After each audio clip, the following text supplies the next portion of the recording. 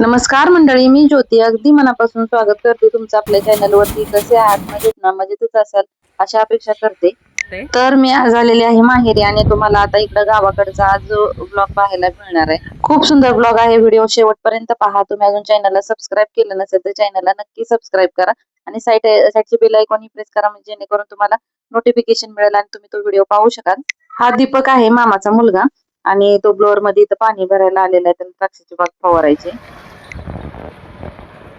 किती उंच झाली बघ की मका. मी गेल्या वेळेस आली होती तेव्हा की एवढी बोट भरच होती. लस फास्ट वाढ झाली. सेंद्रिय वांगी.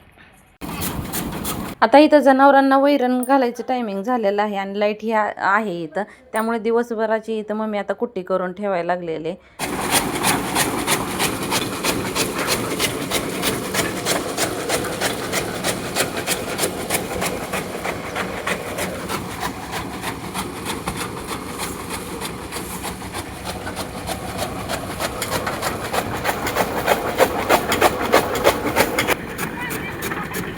आता इथं दुसरा ट्रॅक्टर एक आलेला आहे. इथं बोर चालू केलाय फ्लोअर भरण्यासाठी.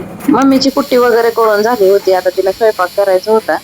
मग आता भाजी काय करायची तर म्हटले वांगे करू. आणि अंगणातच इथे एक 4-5 आहेत वांग्याची झाडे. भरपूर वांगे लागलेले आहेत. म्हणतात थांब मी घेऊन येते, म्हणून इथं मी वांगे न्यायला आली होती. आता हे अंगणातच असल्यासारखी वांग्याची झाड आहेत, त्यामुळे काय असं लांब जावं लागत नाही आणि लगेचच झाडाची तोडायची आणि भाजी करायची. तर ती भाजी खायला म्हणजे याची काही टेस्ट वेगळीच असते, कारण लगेचच ताजी ताजी झाडाची तोडायची आणि करायची. खाली आहे ग चिखलात, त्यामुळे दिसत नाही. शेतातील ऑर्गॅनिक वांगी, त्याला कोणत्याही प्रकारचा फवारा वगैरे काही केलेला नाही. तुम्ही पाहू शकता इथे एक ड्रीप फक्त एक अंतरली आणि ह्या पाण्यावर हे झाड आलेले. इथे एक झाड आहे, पण 1 2 आणि इथे एक आहे.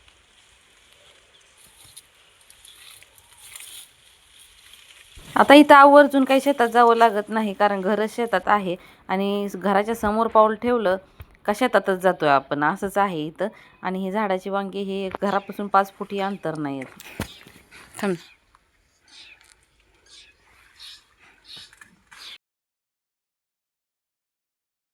आता इथं परीला ही वांगे तोडायचे होते. म्हटलं अगं काठी घुसली तरी सुद्धा नाही, मला वांगे तोडायचेच आहेत. म्हटलं तोड बाई. इथे इथे एक आहे बघ परी. हो इथं समोर समोर. इकडे इकडे इकडे हो इथे इथं दिसलं का? अजून एक आहे.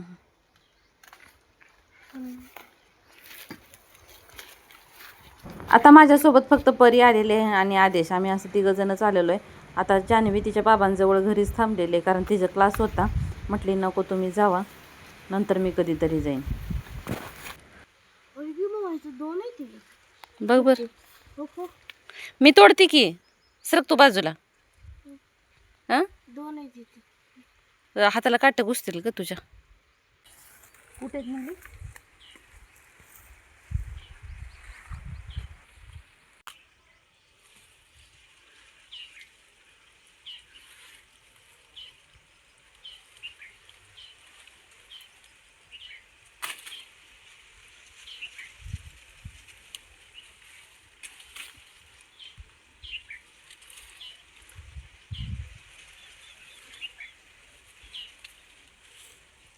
काटा घुसला.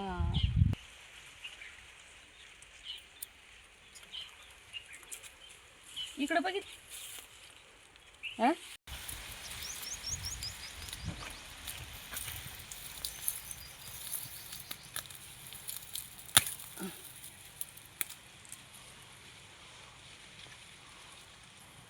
तांदूळशाची भाजी.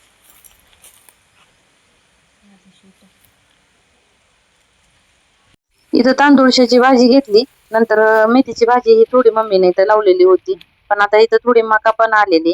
त्या मक्यामधून तुम्हाला दिसत असेल, पण एवढी उंच आलेली होती तरी मी एकदम अर्धीच घेतलेली होती भाजी. आणि इथं एक बोर जोडलेला होता आणि वायर होती, आणि ते हाताला लागल्यानंतर आणि त्यात बोरही चालू होता.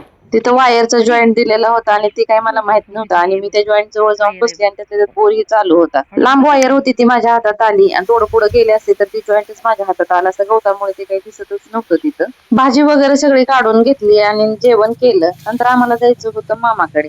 इकडं आलं तर आमचं मामा एक दिवस जरी मी इथं असले तरी सारखं मामाच्या घरी मम्मीच्या घरी असं आमचं चालूच असते. तर हे मामाचं घर आहे आणि घराच्या बाजूला सगळी इकडं द्राक्षाची बाग आहे. बघेल तिकडे हिरवळ दिसते. इथं कोणाला 10 एकर जरी शेत असेल तर त्याच्यात सुद्धा द्राक्षाची बाग आहे. सगळ्यांच्या घरी द्राक्षाची बाग आहे आणि असं दुसरे कडधान्य वगैरे इकडे जास्त पाहायला मिळत नाही ना. आणि आता काही पावसाचं दिवस आहेत का तरी सुद्धा इथं पाऊस पाणी यायला द्यायला लागलाय लागले बघा. दुपारी तर इतकं कडक ऊन होतं की वाटलंच नव्हतं पाऊस येईल. अचानक वातावरण बदललं आणि पाऊस यायला लागला. मामा तर इथं मक्याला पाणी द्यायला गेलेलं होतं आणि ते जोरात पाऊस चालू झाला आणि घरी येईपर्यंत तर मामा पावसात भिजूनच आले. भिजलो पावसातून काय आता करायचं इकडे ये लवकर बाबा इकडे दे. बाळ काय म्हणते बघ. तर मामा पण पावसातून भिजून आलेले होते आणि सगळ्यांनाच आता चहा प्यायचा होता. त्यामुळे मामीने इथे सर्वांसाठी चहा ठेवला. नंतर लाईट गेल्यामुळे मला काही तुमच्यासोबत इथं पुढचं शेअर करता आलं नाही. नंतर मी दुसऱ्या दिवशी सकाळीच ब्लॉग शूट केला. गुड मॉर्निंग सगळ्यांना. तर आता सकाळ झालेली, उठलेले मी. आधीच तर माझ्या अगोदरच उठलेला आहे आणि परत तर अजून झोपलेले.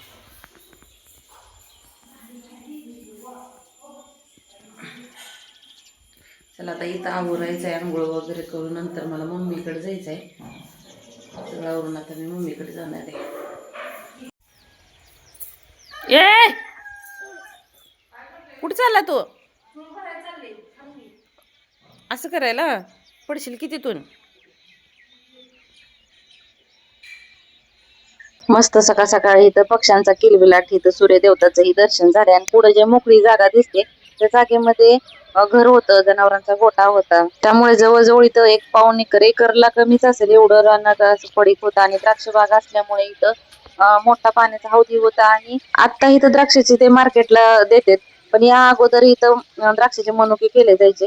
त्यासाठी मोठं शेड होतं आणि त्या शेडसाठी पण जागा भरपूर होती आणि इथं ट्रॅक्टर वगैरे वळण्यासाठी जागा लागायची. त्यामुळे एवढं इथं शेत पडीकच होतं आणि तुम्ही पाहू शकता किती म्हणजे जिकडं पाहिजे तिकडं घराच्या चारही बाजूला अशी द्राक्षाची बागच बाग आहे. नजर जाईल तिथपर्यंत इथं बागच बाग दिसते. आणि इथं हे आता सगळं माझा दिवाळीचा ब्लॉग पाहिला असेल तर त्यात जुनं घर दिसतंय बघा. परीला आंघोळ करायची होती, मग तिच्यासाठी पाणी काढलं, म्हटलं तिला आंघोळ घालून घेऊ.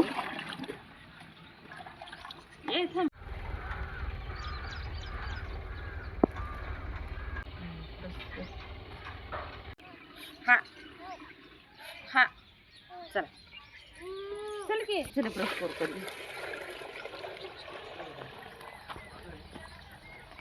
मामीचा इथं स्वयंपाक चालू आहे. चला तर मग नंतर भेटूया नेक्स्ट व्हिडिओ मध्ये. धन्यवाद.